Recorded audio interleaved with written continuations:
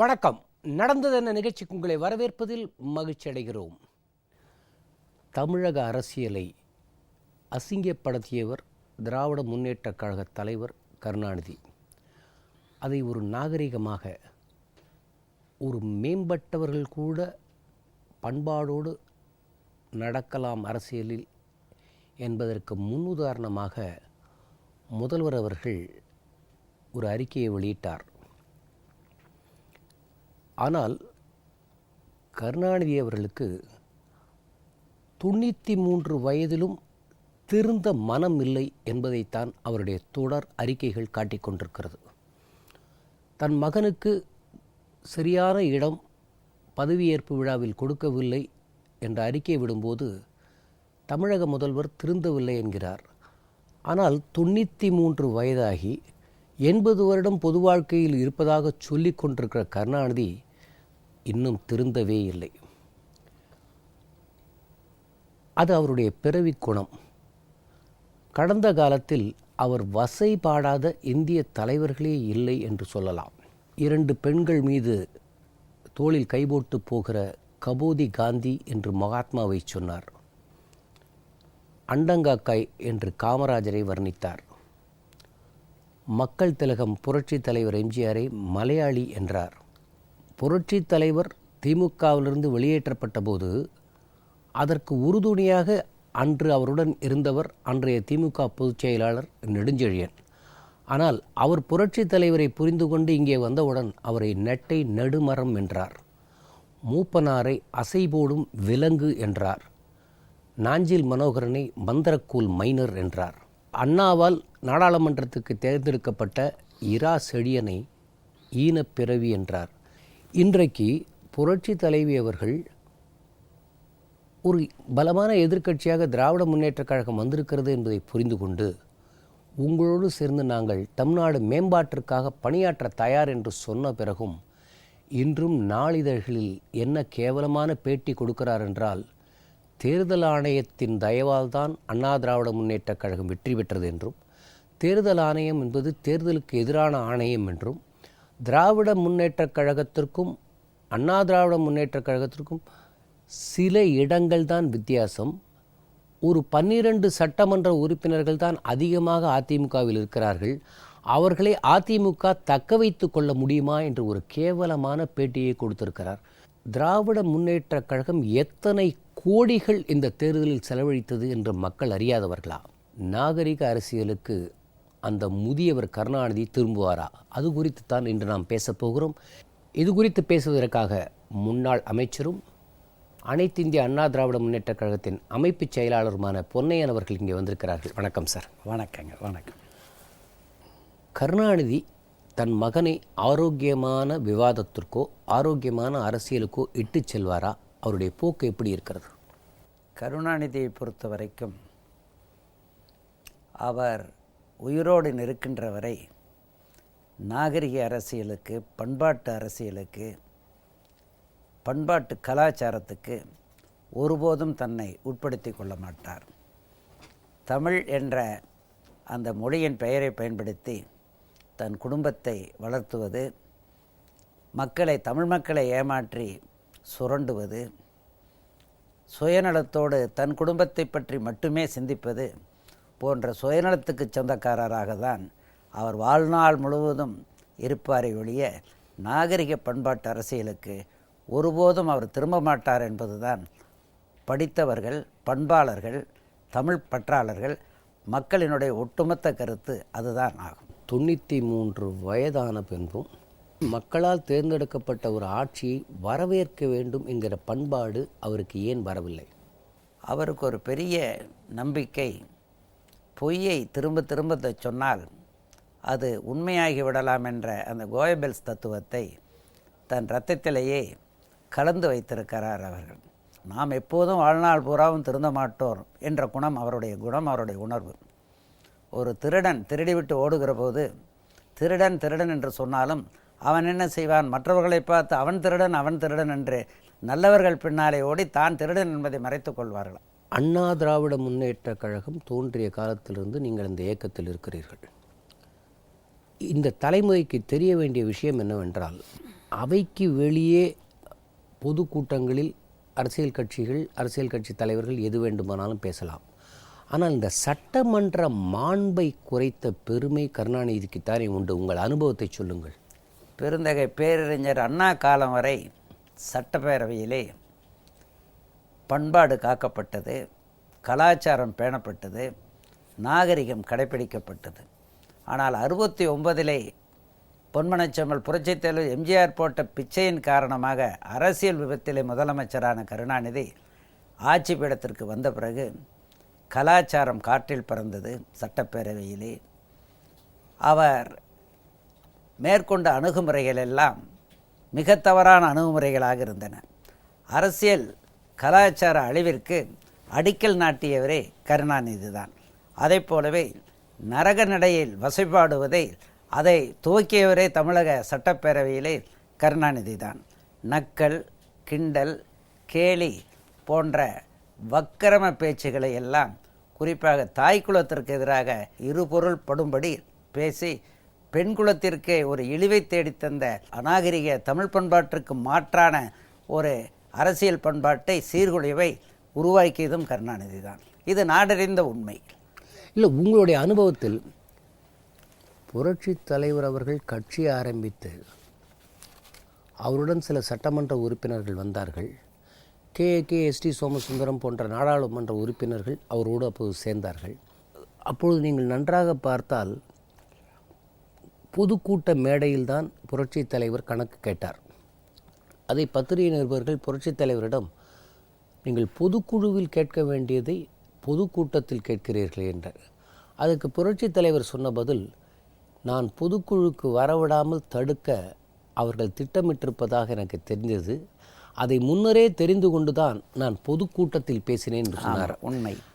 கருணாநிதியை பொறுத்த வரைக்கும் முதலமைச்சராக அவரை ஆக்கியதே பொன்மனச்செம்மல் புரட்சி தலைவர் தான். நாடறிந்த உண்மை.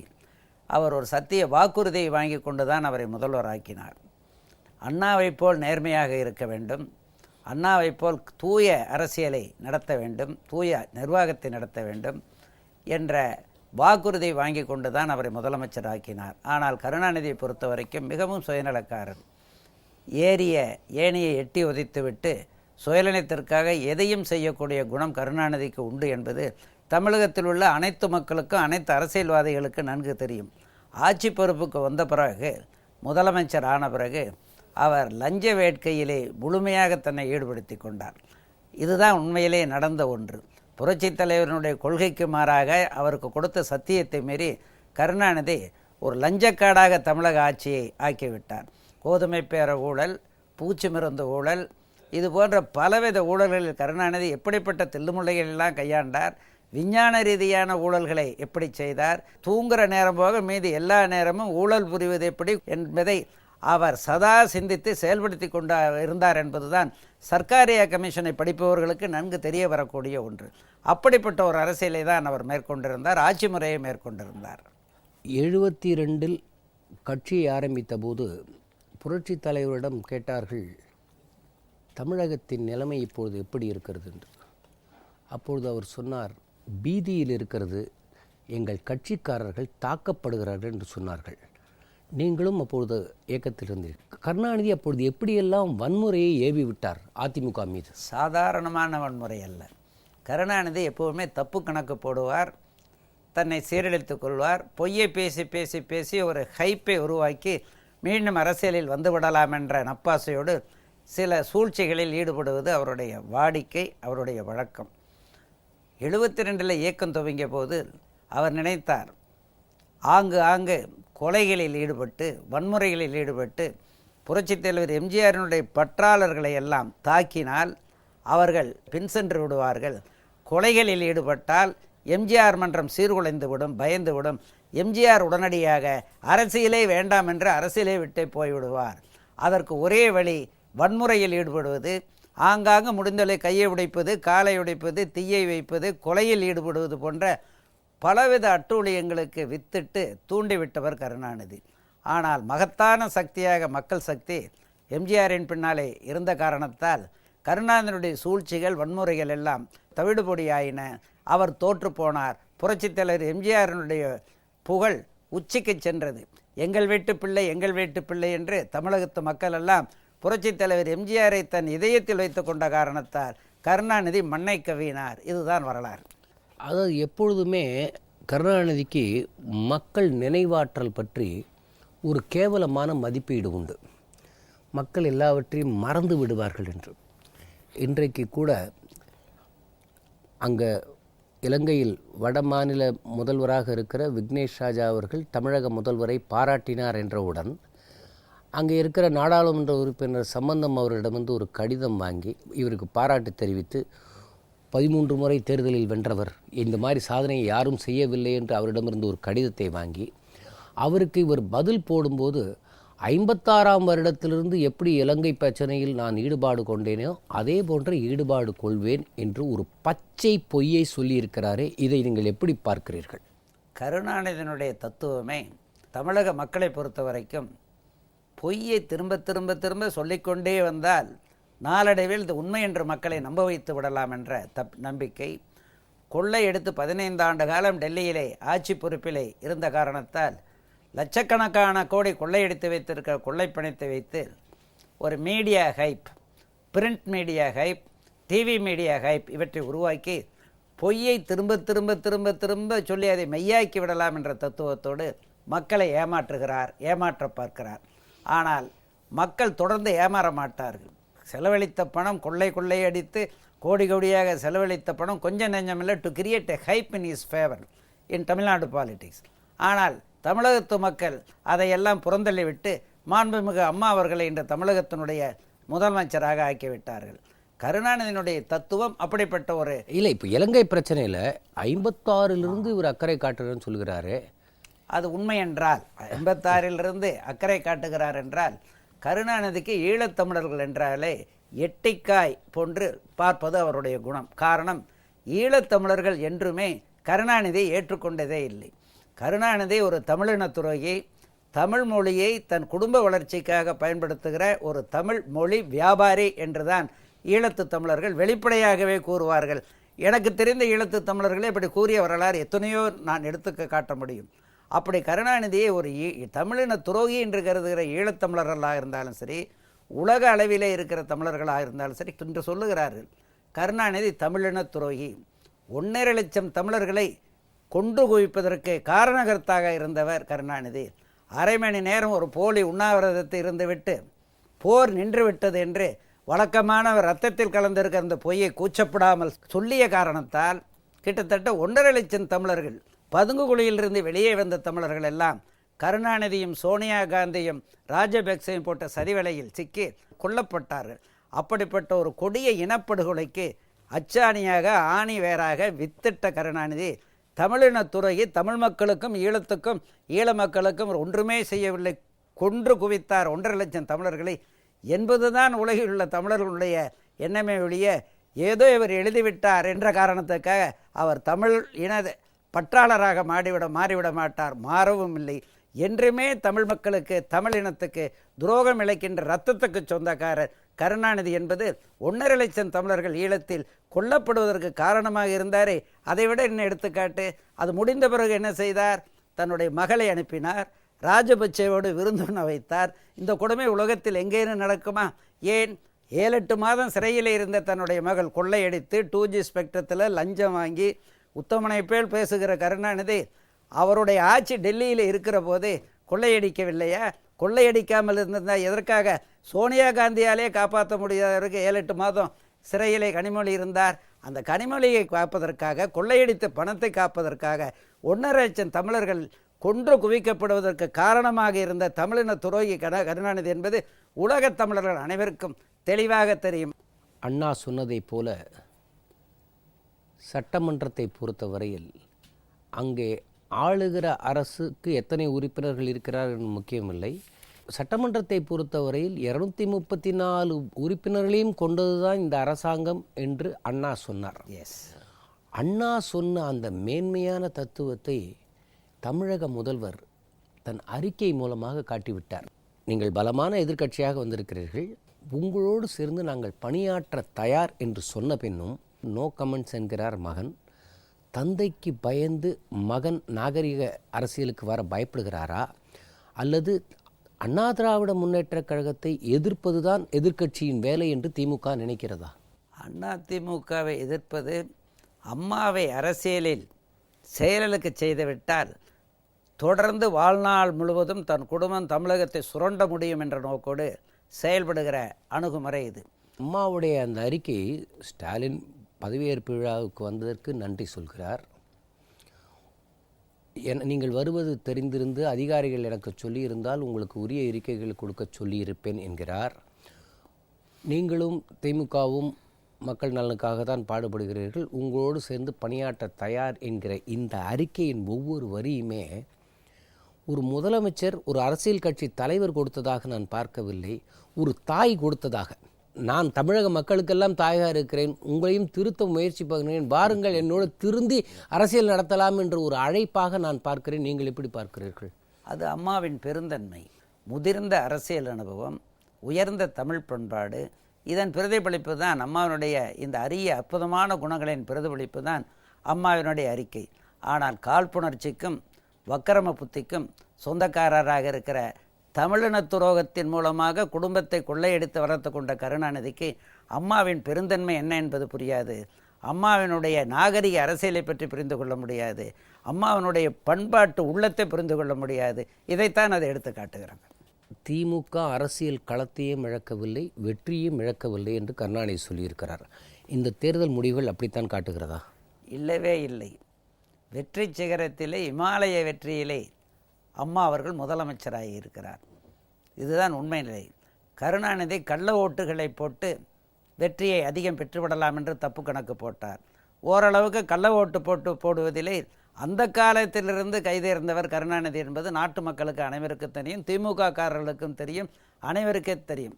பலவித சூழ்ச்சிகளை கையாண்டு கள்ள ஓட்டை போடுவதில் வல்லவர் அவர்.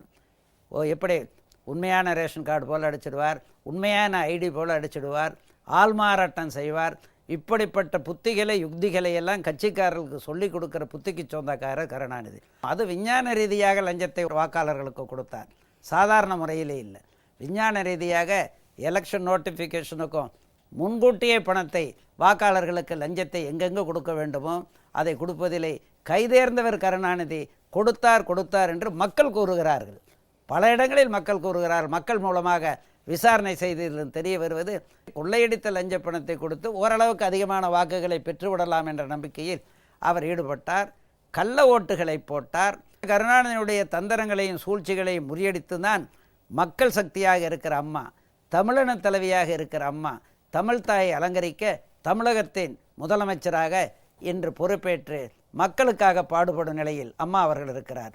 கருணாநிதியினுடைய கள்ளப்பணத்துக்கும் லஞ்சப்பணத்துக்கும் கிடைத்த தோல்விதான். இந்த 13 முறை கருணாநிதி வென்று விட்டார் என்று சொல்கிறார்கள். ஆனால் இன்றைய இளைய தலைமுறைக்கு தெரியாத ஒரு விஷயம், 1980ஆம் வருடம் அண்ணா நகரில் டாக்டர் ஹண்டேயிடம் என்ன பாடுபட்டார். கடைசி நிமிடத்தில் ஒரு 800 வாக்குகள் வித்தியாசத்தில்தான் தப்பித்தோம் பிழைத்தோம் என்ற ரீதியில் வெற்றி பெற்றார். பிறகு ஹண்டே அவர்கள் அந்த தேர்தல் குறித்து வழக்கு போட்டபோது புரட்சித் தலைவர் அன்றைக்கு அந்த பெருந்தன்மையோடு அந்த வழக்கை வாபஸ் வாங்க என்று ஹண்டேயிடம் சொல்லாமல் இருந்திருந்தால் இவர் இந்த தொடர் வெற்றியின் நாயகன் என்ற பட்டத்தை சூடிக்கொண்டிருக்க முடியுமா? புரட்சித் தலைவர் அப்போது மட்டும் அவருக்கு பிச்சை போடவில்லை. எங்கள் தங்கம் படத்தை புரட்சித் தலைவியும் புரட்சித் தலைவரும் இலவசமாக நடித்து கொடுத்தார்களே, கருணாநிதியினுடைய கடனை போக்க, அப்போதும் அவர்கள் பிச்சை போட்டார்கள். புரட்சித் தலைவர் போட்ட பிச்சையின் காரணமாக தான் அரசியல் விபத்திலே முதலமைச்சரானார் கருணாநிதி. அதுபோல தான் அண்ணா நகர் தொகுதியும் 13 முறை அபார வெற்றியை பெற்றுவிட்டேன் என்று பெருமை பேச முடியாது. விஞ்ஞான ரீதியான கள்ள ஓட்டு முறையில் தான் 13 முறையும் வெற்றி பெற்றார். இந்த முறையும் அப்படித்தான் அவர் வெற்றி பெறுகிறார். இதுதான் உண்மை. அம்மா அவர்கள் கட்சி பொறுப்பை ஏற்ற பிறகு இங்கே பல கட்சிகளுக்கு அங்கீகாரத்தையும் சின்னத்தையும் வாங்கி கொடுத்த பெருமை அம்மாவை சேரும். 57 குளித்தலையில் நின்றார். அப்பொழுது புரட்சித் தலைவர் அவர்கள் பிரச்சாரம் செய்து வெற்றி பெறச் செய்தார். அதற்கு பிறகு 62, அதற்கு பிறகு 67 சைதாப்பேட்டை, அதற்கு பிறகு 71 தேர்தலில் புரட்சித் தலைவர் இல்லை என்றால் திமுக அவர்கள் 183 இடங்களை பிடித்திருக்க முடியாது. அவருடைய வாழ்க்கை என்பதே புரட்சித் தலைவரும் இப்பொழுது இருக்கிற இந்த இரட்டை இலையும் கொடுத்திருக்கிற தானம் என்று சொல்லலாமா? நம்ம திராவிட முன்னேற்ற கழகத்தை பெருந்தகை பேரறிஞர் அண்ணா அவர்கள் துவக்கிய போது 49 வாக்கில் கருணாநிதி திமுகவிலே இல்லை. அவங்க பத்திரிகையில் விட்டுருக்காங்க, அண்ணாவால் வளர்க்கப்பட்டவன் நான். அண்ணா கருணாநிதி வளர்க்கவே இல்லை. ஆனால் அண்ணா கட்சியை துவங்க நேரம் இந்த கட்சியிலேயே கருணாநிதி இல்லை. குறுக்கு வழியிலே பிறகு பொன்மனச்செம்மல் புரட்சித் தலைவர் எம்ஜிஆரை பிடித்து திரையுலகில் முன்னுக்கு வந்தார். புரட்சித் தலைவர் எம்ஜிஆரை பிடித்து அரசியலிலும் எம்ஜிஆர் மன்றத்தை பயன்படுத்தி முன்னுக்கு வந்தார். எம்ஜிஆர் மன்றத்தின் மூலமாக புரட்சித் தலைவரை வைத்துக்கொண்டு முன்னுக்கு வர பல குறுக்கு வழிகளை கையாண்டு முன்னுக்கு வந்த கருணாநிதி சீனியர் லீடர்ஸ் நாவலரை மீறி, ஈவிகே சம்பத்தை மீறி, என்வி நடராஜனை மீறி, கண்ணதாசனை மீறி, ஏவிபி ஆசைத்தம்பி மீறி, மதியழகனை மீறி, எல்லாவற்றையும் மீறி அரசியலிலே உயர்வுக்கு வந்தது காரணமே எம்ஜிஆர் மன்றத்தின் மூலமாக புரட்சித் தலைவர் எம்ஜிஆர் போட்ட பிச்சைதான் காரணம் என்பது கருணாநிதி உள் மனசுக்கு தெரியும். கருணாநிதி குடும்பத்தைச் சேர்ந்த அத்தனை பேருக்கும் தெரியும். திமுக காரர்களுக்கு தெரியும். கருணாநிதிக்கு வாழ்வளித்ததே புரட்சித் தலைவர் தான். ஆரோக்கியமான விவாதத்திற்கும் ஒரு அரசுக்கு ஒரு முன்னேற்றத்திற்குரிய ஆலோசனைகளும் கூறக்கூடிய எதிர்க்கட்சியாக அதை நடத்த விடுவாரா? அந்த பண்பு அவர்களிடம் இருக்கிறதா? பண்பு என்ற சொல்லுக்கு பொருள் தெரியாத ஒரு உருவம் உலகிலே இறைவன் படைத்திருக்கிறான் என்றால் அந்த உருவம்தான் கருணாநிதி. காரணம், சட்டப்பேரவையிலே நடந்த ஒரு நிகழ்ச்சி உங்களுக்கு தெரியும். புரட்சித் தலைவி அம்மா அவர்களுக்கு ஏற்பட்ட சோதனைகள் உங்களுக்கு தெரியும். கருணாநிதி துரியோதனனாக மாறுகிறார். அவர் கும்பலை துரியோதன படைகளாக மாற்றுகிறார்கள். புரட்சித் தலைவி அம்மாவுக்கு எப்பேற்பட்ட தொல்லைகளை தந்தார்கள், எத்தகைய அட்டூழியத்தை செய்தார். அப்படிப்பட்ட ஈனச் செயலில், தாய் குலத்தை இழிவுபடுத்தும் செயலில் சட்டப்பேரவையிலேயே செயல்பட்ட கருணாநிதியும் கும்பலும் எப்படி நாகரிக அரசியலுக்கு திருந்துவார்கள் என்று நீங்கள் எதிர்பார்க்கிறீர்கள்? நாடு எப்படி எதிர்பார்க்கும்? கருணாநிதியுடைய இரத்தத்திலே மூறி இருக்கிற குணம் அநாகரிகம், வக்கிரமம் அவருடைய குணமாக இருக்கிற காரணத்தால் பண்பாடு நாகரிக அரசியலுக்கு ஒரு காலத்திலும் வரமாட்டார், திருந்தவே மாட்டார். கருணாநிதி காமராஜரை எந்த அளவுக்கு இழிவுபடுத்தினார் என்பது உங்களுக்கு தெரியும். மரமேறி என்று சொன்னார், சாணார் என்று சொன்னார், அண்டக்காக்கா என்று சொன்னார், உருளுகப்பட்டர் என்று ராஜாஜி கூறினார். ராஜீவ்காந்தியே போஃபர்ஸ் திருடன் என்று சொன்னார். போஃபர்ஸ் திருடன் என்று சொன்னார்.